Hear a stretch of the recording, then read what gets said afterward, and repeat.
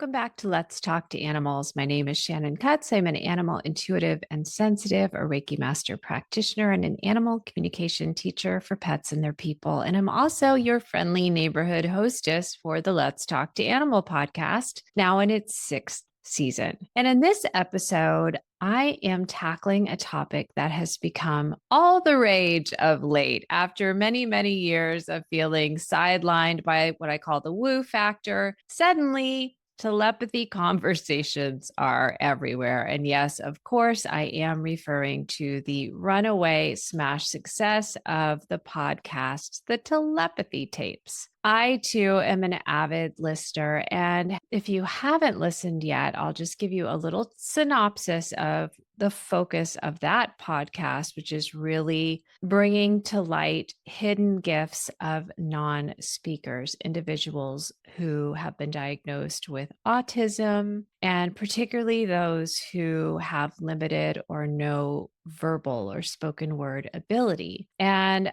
I first became aware of the telepathy tapes when an animal communication colleague and friend of mine forwarded the link and said, "Have you listened to this yet? You need to check it out." And the moment I started to listen, of course, at first I was like, "Oh, I'll just listen to one episode and then I'll be good." I've got a laundry list of podcasts a mile long that I need to listen to. And it hooked me because there are so many parallels. When we think about the idea of non speakers, we think about beings who are sentient, conscious, intelligent, have the full spectrum of feelings, life experiences, and yet are not able to verbalize those in the format that our species seems to prefer, which is spoken language. Well, there are a whole lot of parallels between non speaking human animals and non speaking non human animals. And for those of you who may have found this podcast, Let's Talk to Animals, and you are familiar with or are caring for someone who is a non speaker, please do know that the focus here on this podcast is helping human animals like you and me awaken to and unfold our own intuitive pathways,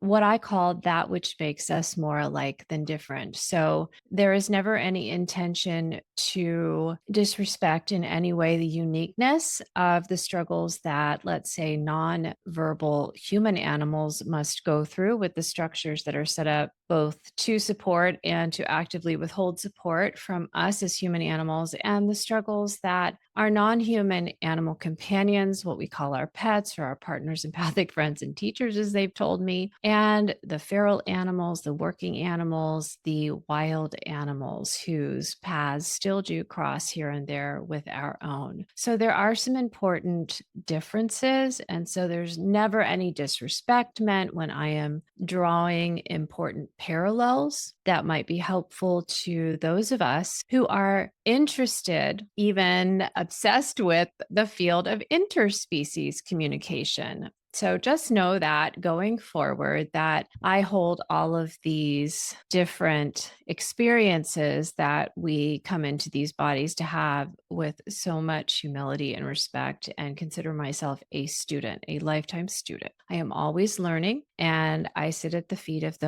anyone of any species who can teach me and help me to be of better service to the animals that I speak with and their loving, caring human companions. So that out of the way, what I want to share going forward is that as I'm listening to the telepathy tapes, I'm listening and I'm listening and I'm listening more and more and more. And this is long before I even got to the episode that specifically deals with animal telepathy. I'm listening and I'm thinking there are so many parallels, and I'm feeling like in my evolutionary memory, once upon a time, I'm remembering that we Homo sapiens went through a pre-verbal period in our own evolution. And we can see some evidence of this, at least anecdotally, in cave paintings and the making of tools in different iterations, different cultures, if you will, as we grew towards the species that we are today. And we can also look into our shared history of just being born and growing up Homo sapien and recognize that up until the age of 2 or so, most of us have limited, if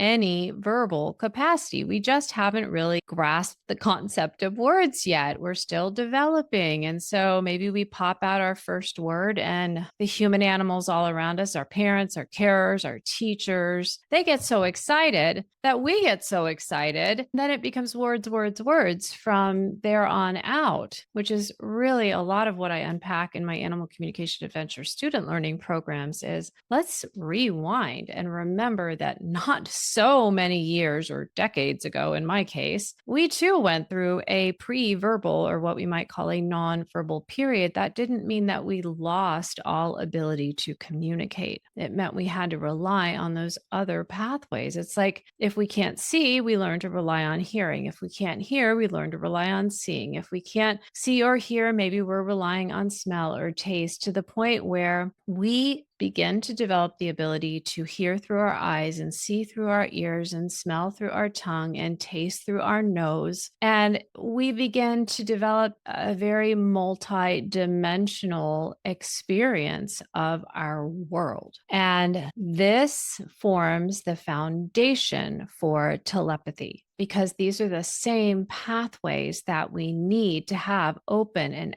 activated, that we need to be conscious of if we want to share ideas, experiences, emotions, energy in motion. If we want to send and receive messages, well, we need to be aware of many more pathways beyond simply our left brain mind. Our left brain mind is not intuitive. Our left brain mind doesn't have that job description. That's not its job. Our left brain mind is there as a decoder to decode, translate, and share sensory impressions in the form of words. And when I think about this, I think about what my college speech professor talked about as he was coaching us through our final exam of giving a 10-minute speech in front of people. And he said 10% of conversation, of public speaking, is words, is speaking. The other 90% is nonverbal. And then he went on to describe it as like basically facial expressions and how you hold your body and where you make eye contact, and didn't say much more about it. And I thought, well, geez, if speech is 90% nonverbal, then where do I sign up to learn about that? Because that sounds like it's a lot more important than just learning how to master stringing a noun and a verb and an adjective together. But it just hasn't been a focus of our culture in the times that we're living in. Now, thanks to what I consider heroism of the non-speakers and their caregivers and their parents and their teachers, and beautiful Ky Dickens, who is the creator of that podcast, well, suddenly there's a lot more interest in what we woo folks have been kind of quietly doing behind the scenes. And in fact, I just got my first request the other day from the mom of a 9-year-old non-speaker who wanted to see if perhaps I'd be open to tuning in with her. So there is a shift in our consciousness. In fact, I've had several animal communication pet parent clients recently reach out to me, one in particular who said, I don't really believe in this stuff, but I've been listening to the telepathy tapes and I'm hooked. And so I just wanted to see. And that is a great place to be. It's a fabulous place to be. Why do I say that? Because it's an honest place to be. I love what Ky Dickens says on her podcast. Remember, a true skeptic requires an open mind. So when we're truly skeptical, I always refer back to Don Miguel Ruiz, one of my longtime mentors, who's the author of the 4 Agreements and co-author of the 5th Agreement. The 5th Agreement is be skeptical, but learn to listen. So basically, he's saying keep an open mind. Don't just shut down because the left brain mind doesn't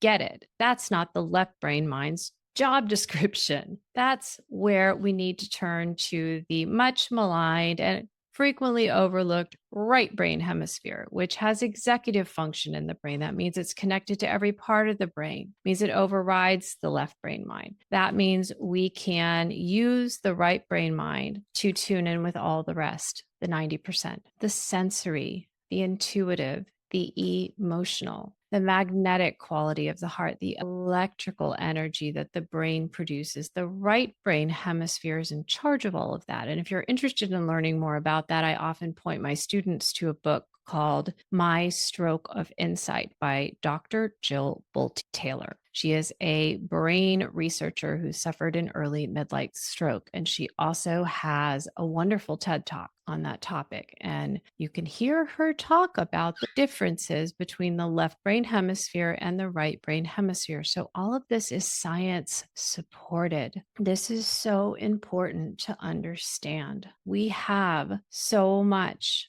capability within us that we're just not making use of. And it's like we haven't been interested until somebody we love, whether they're a human animal or a non human animal, experiences something and we don't know how to help them. And that's when we start to become true skeptics, saying, I don't know if I really believe in all of this stuff or any of it, but nothing else that I have tried so far has worked. And I know there's got to be something out there. And I can't give up because I love this person and they're suffering and I can feel it even if I can't put it into words. I know there's something there. I know there's something going on and here I am. So I will never stop searching and I will open myself to new ideas, to new experiences. When someone comes to me and says, well, I don't believe in animal communication, I say, well, have you ever experienced it? Because that's the way of the true skeptic.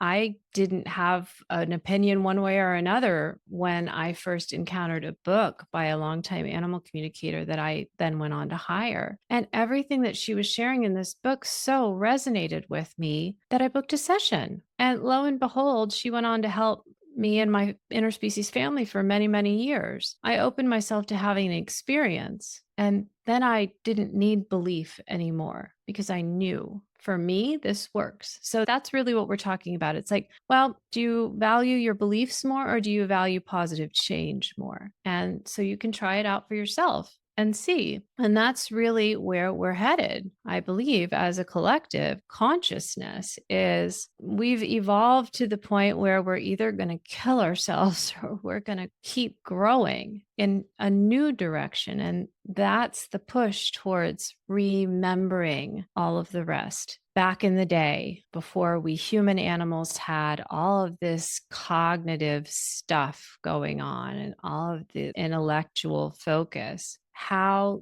did we operate? How did we communicate with one another? How did we survive the first 2 years of our life? Well, we survived using all the rest, the nonverbal. So let's take a moment and unpack where is the intersection of telepathies and specifically animal telepathy. And when I say animal, I probably need to say non-human animal because we also tend to forget that we are all animals. We're all more alike than different. And a fantastic book on that topic that I recommend to my students so frequently is Your Inner Fish by Dr. Neil Shubin. He is an evolutionary anthropologist who's been at the forefront of some of those pivotal missing link excavations where we've literally discovered the animal that helps us make sense of how the species evolved or how different species evolved. And he talks about and really breaks down, both in his books and in his university classes, he breaks down how we are much more similar than different. For instance, we all have the same basic suite of bones all the way down to our fingers, but how they show up and exactly where they show up in different species looks different depending on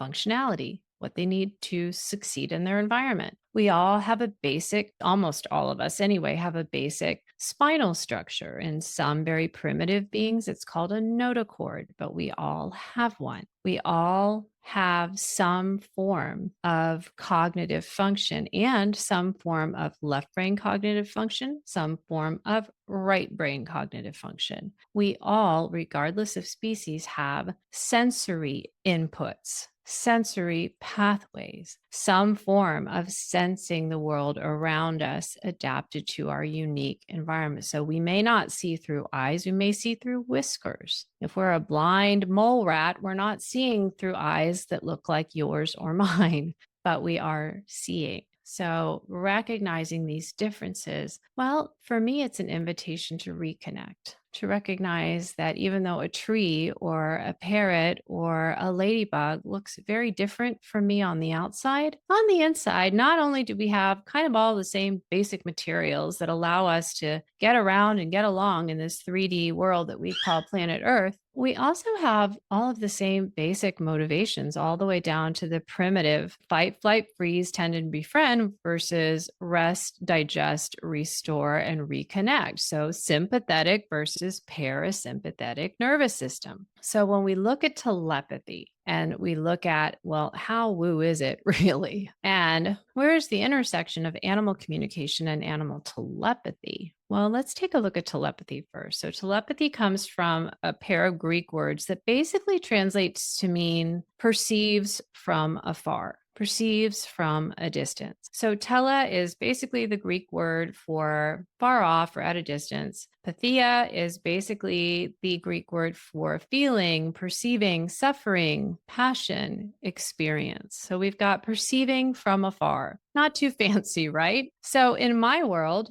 teaching animal communication as well as practicing it, this sounds quite a bit like empathy, which is a word that translates to mean to feel as if or to suffer with. Empathy is actually probably the only well documented psi ability or intuitive pathway. Empathy is that ability that we can refine, hone, and enhance based on nature and nurture. So there can be biology involved, there can also be environment involved. There are genetics and there are epigenetics behind how much empathy one individual may express and how little another individual may express. And so for me, telepathy shares quite a few similarities with the definition for empathy. So the setup is all there. Then we come to the definition for compassion. In my world, conversing across species boundaries, empathy is great. It's very useful to be able to feel as if, perhaps to suffer with, if an animal I'm speaking with is going through something. But empathy on its own is fairly powerless. It's just an ability. It's just a pathway. It's just a way that we can harness all that is more alike than different within us so we can share experiences, even if we don't share the same species. But empathy on its own, just like telepathy on its own, well, it's not going to be able to do too much. What we really need is some energy in motion, some action, and that comes through compassion. Compassion is the word that translates to mean to act with passion on behalf of. And this is where animal telepathy intersects with animal communication, because the communication, the conversational part, is where we spring into action. We are able to receive, translate, and share another's feelings, sensations, thoughts, ideas, wants, needs, emotions, desires, intentions,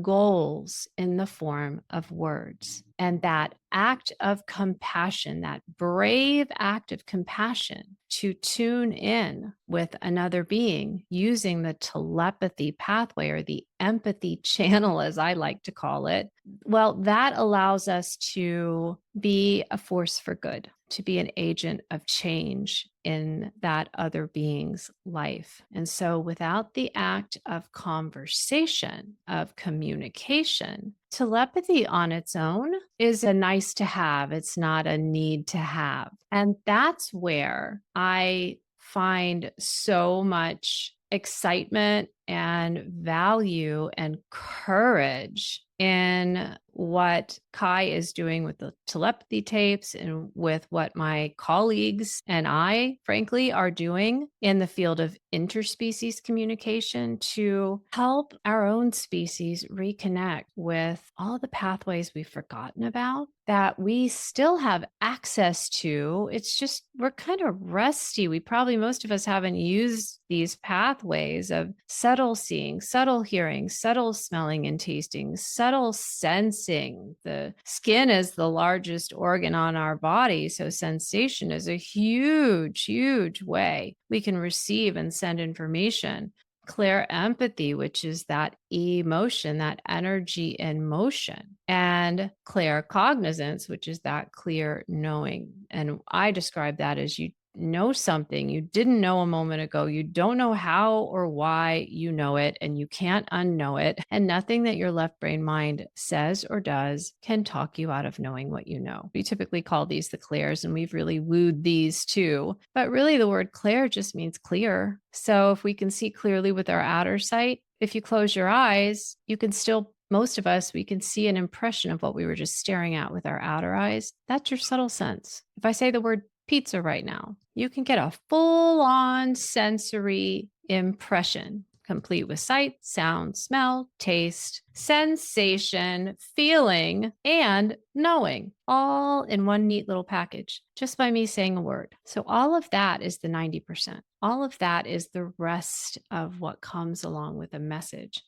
And that is why none of this stuff is woo. It's just forgotten. We haven't created a world where these pathways are prized and developed. Most of my animal communication students struggled to some degree with one or more of the pathways. This is something that's very normal. I struggled as well. I came in with very strong clairsentience, which is clear feeling, and claircognizance, which is clear knowing. I didn't really have much faculty with the rest of the clairs when I first started my intuitive journey and learning experiences. But just like we remember how to ride a bike or maneuver our way around a Frisbee, even if we haven't done it in a while, we can also rekindle our facility with these subtle senses. And the more we do, the more they will activate, the more use they will be to us. And that's how we start to add this back into our vocabulary, to our way of communicating, to our language. And that's where I see, again, in the work that myself and my colleagues are doing with animal communication, is analogous in a way to the work that Ky Dickens and all of the amazing humans that she interviews who are working with non-speakers, and the non-speakers themselves, in the beautiful way they express how they're holding space for the rest of us to evolve. And a lot of them are suffering deeply while they are waiting for us to catch up. And that is the service that we are providing, is to lend our voice to those who are not able to use their voices in the way that our culture has decided is acceptable. Until you can speak for yourself fully, allow me to share your words. And this really is the highest service that we can offer another, right? By showing up and listening fully. Listening on every channel, listening on every level, listening in every dimension, and then doing our absolute best. As Don Miguel Ruiz says, always do your best. So we do our absolute best to translate that individual's message into shareable words. And that, in a nutshell, is telepathy. And I want to just make one more point for those of you who maybe you're still listening, and maybe you're even thinking to yourself, I don't know why I'm still listening to this, because I kind of want to turn it off. I'm not really sure what's going on here, but somehow, for some reason, you're still listening. I want to just offer one extra little tidbit of insight that has so fascinated me. In so many ways, all of the modern conveniences that we so take for granted today, for instance, the simple, humble telephone.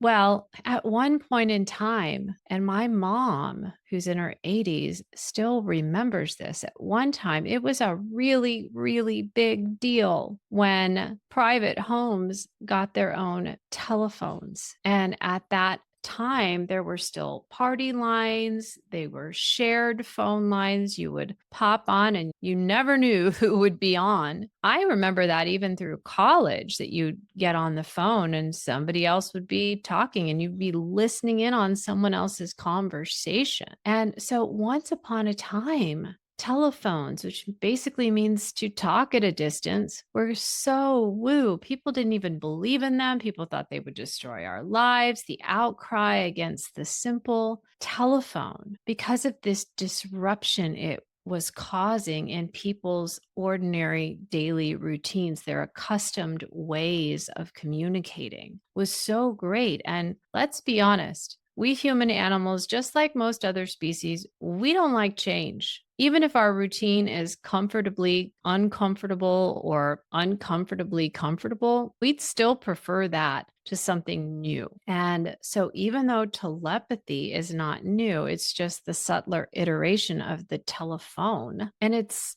been around forever, and we all have access to it. It can feel more comfortably uncomfortable or uncomfortably comfortable to continue to hold out doubt, to continue to disbelieve, to continue to think, well, that's just too woo for me. And that's fine if that's where you find yourself today. But I'm suspecting if you are still listening to this podcast episode and you still haven't turned it off, that there's something more there. And here's the other challenge that I want to just bring to the forefront as food for thought. In our fast paced, more information than we can ever process yesterday culture, we often tend to think, well, if it's true, if it's really true that I can do this, if it's really true that I too can be telepathic, then why am I not already doing it? Well, it's the same reason you're not already composing symphonies or cooking up 5-star Michelin chef recipes. We need practice. And especially for those of us adult humans who have gotten into their fourth or fifth decade or more of life, as I have, and we do have our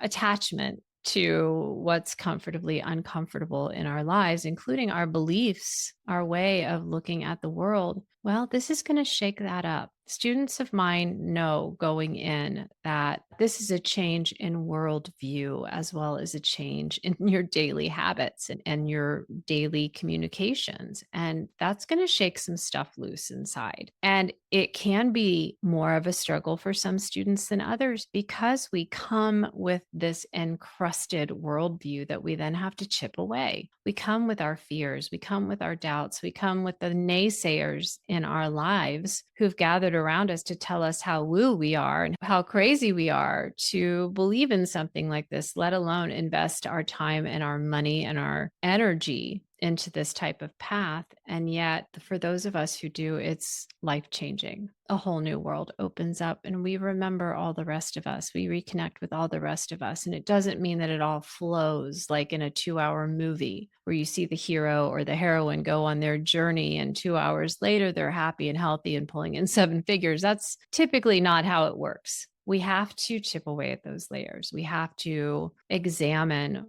old beliefs. We have to go through a whole new level of self-individuation where we try on old us for size and see, does that costume, does that spacesuit, does that set of ideas and beliefs and associations still fit? And if it doesn't, we have to be brave enough to set it aside and to kind of go naked for a while until we can create a new way of being that feels integrated, that feels authentic, that feels lightweight, pliable, that feels natural and freeing. So that's where I perceive the intersection of animal telepathy and animal communication. There's always more to learn. I look forward to hearing your insights and your experiences and your questions, because this is like breaking news in the evolutionary consciousness of our planet. And it is fast evolving.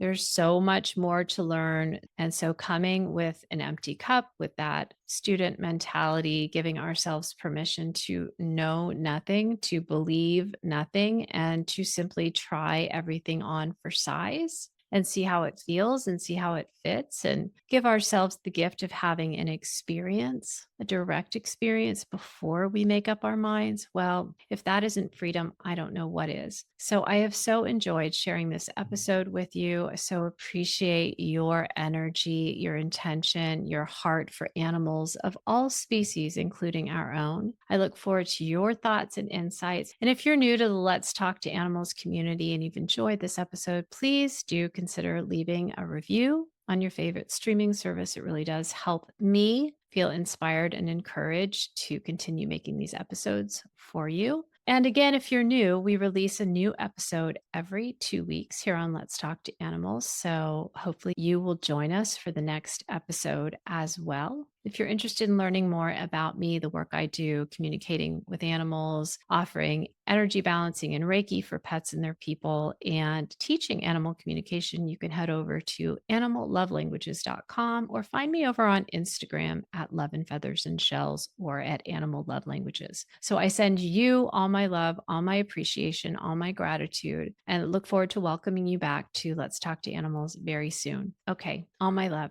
Bye for now.